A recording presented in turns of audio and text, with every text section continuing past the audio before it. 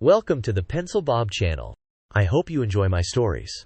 Please like and subscribe, and hit that notification icon so you never miss out. Now on with the stories.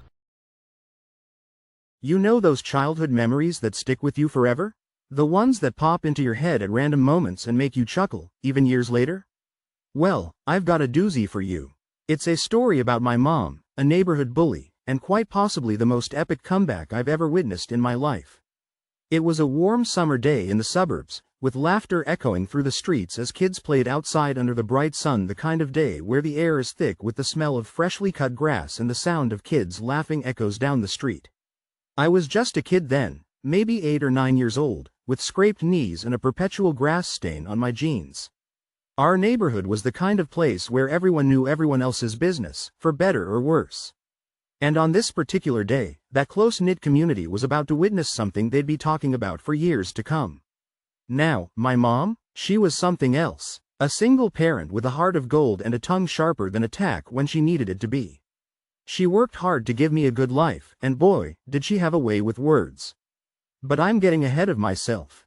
Let me take you back to where it all began, on that fateful afternoon when a simple game of chase turned into the stuff of neighborhood legend. Growing up, I spent most of my time playing outside with the neighborhood kids. We'd run around, climb trees, play tag, you name it. It was the kind of carefree childhood you'd expect in a quiet suburban area. Our street was lined with modest houses, each with its own little patch of grass where kids would congregate after school and on weekends. One sunny afternoon, I was outside as usual, racing around with my friends in a game of chase.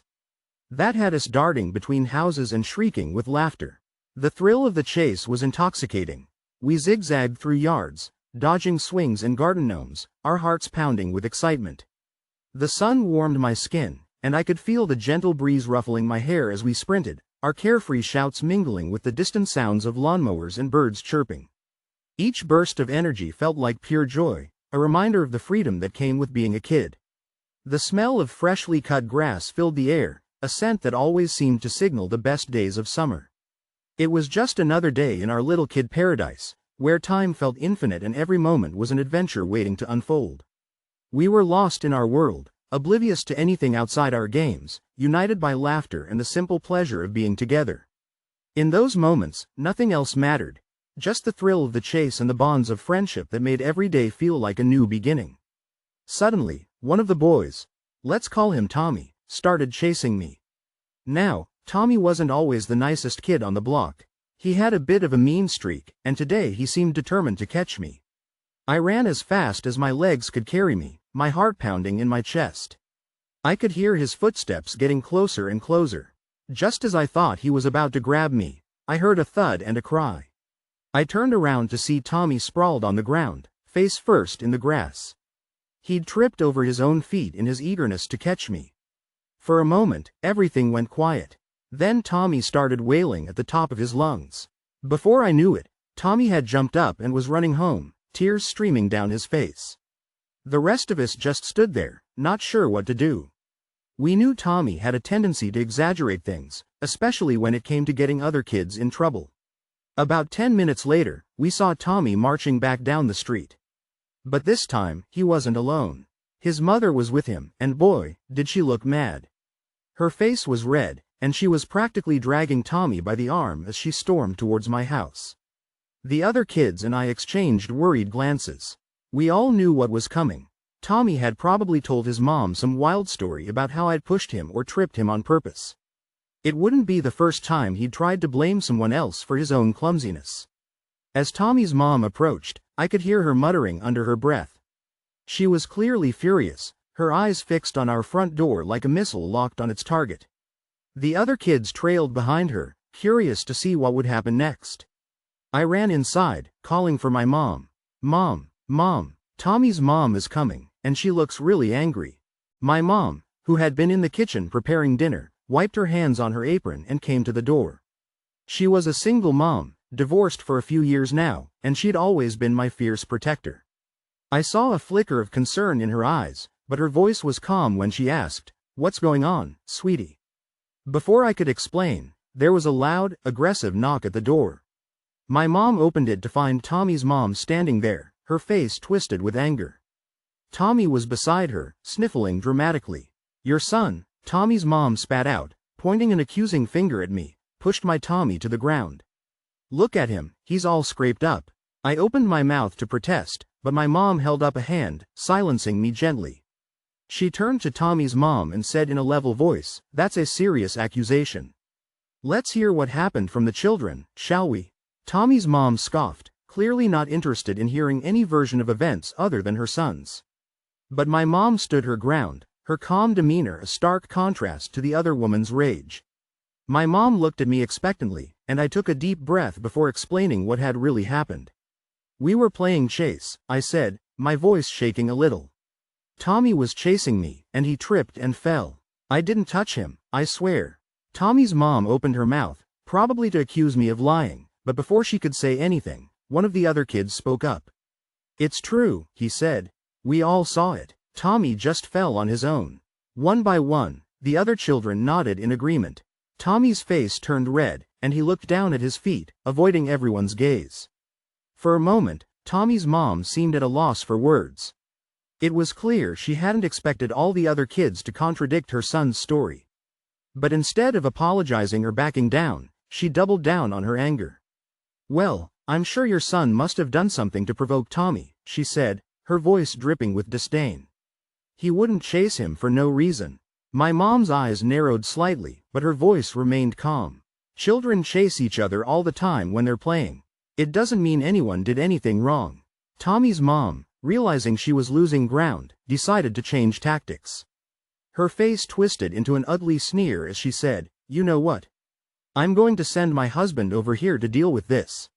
He'll sort you out." I felt a chill run down my spine. Tommy's dad was a big, intimidating man who always seemed angry about something. The thought of him coming over to deal with my mom was terrifying. But my mom didn't even flinch. Instead, a small smile played at the corners of her mouth. She looked Tommy's mom straight in the eye and delivered the most epic comeback I've ever heard. "Go ahead and send him. You won't get him back." The silence that followed was deafening. Tommy's mom's jaw dropped, and her eyes widened in shock. The other kids gasped, and I had to bite my lip to keep from laughing out loud. For a few seconds, Tommy's mom just stood there, opening and closing her mouth like a fish out of water. Then, without another word, she grabbed Tommy by the arm and stormed off, practically dragging him down the street. As soon as they were out of earshot, my mom closed the door and burst into laughter. I joined in, feeling a mixture of relief and awe. The other kids outside were chattering excitedly, clearly impressed by my mom's quick wit. "Mom, that was amazing," I said, giving her a big hug. "How did you come up with that so fast?" She ruffled my hair affectionately. "Sometimes, sweetie, the best way to deal with bullies is to stand your ground and not let them intimidate you. But remember, words can be powerful weapons, use them wisely." From that day on, we never had any more trouble with Tommy or his mom. They seemed to go out of their way to avoid us, crossing the street if they saw us coming or suddenly becoming very interested in their phones if we happened to be in the same place. The incident became something of a legend in our neighborhood. For years afterward, whenever someone mentioned a confrontation or a clever comeback, someone would inevitably bring up my mom's famous line. It never failed to get a laugh. Looking back, I realize how lucky I was to have a mom who stood up for me like that. She taught me the importance of standing up for the truth, even when it's scary or uncomfortable. And she showed me that sometimes, a well-timed quip can be more effective than any amount of shouting or threats. Of course, my mom never intended her words to be taken literally. She wasn't actually planning to steal Tommy's dad or anything like that. It was just a clever way of shutting down a ridiculous threat and diffusing a tense situation. As for Tommy, we never really became friends, but the incident seemed to take some of the wind out of his sails. He was less likely to bully other kids after that, perhaps realizing that his mom wouldn't always be able to intimidate others into letting him have his way. Years have passed since that day, but the memory of it still brings a smile to my face. It's a reminder of my mom's strength, her quick wit, and her unwavering support. In that moment, she was my hero, standing up to injustice with nothing but her words and her indomitable spirit. Whenever I find myself in a difficult situation now, facing someone who's trying to bully or intimidate me, I think back to that day. I channel a bit of my mom's spirit, stand tall, and remember that sometimes, the best defense is a good offense. Especially when that offense comes in the form of a perfectly timed, wickedly clever comeback.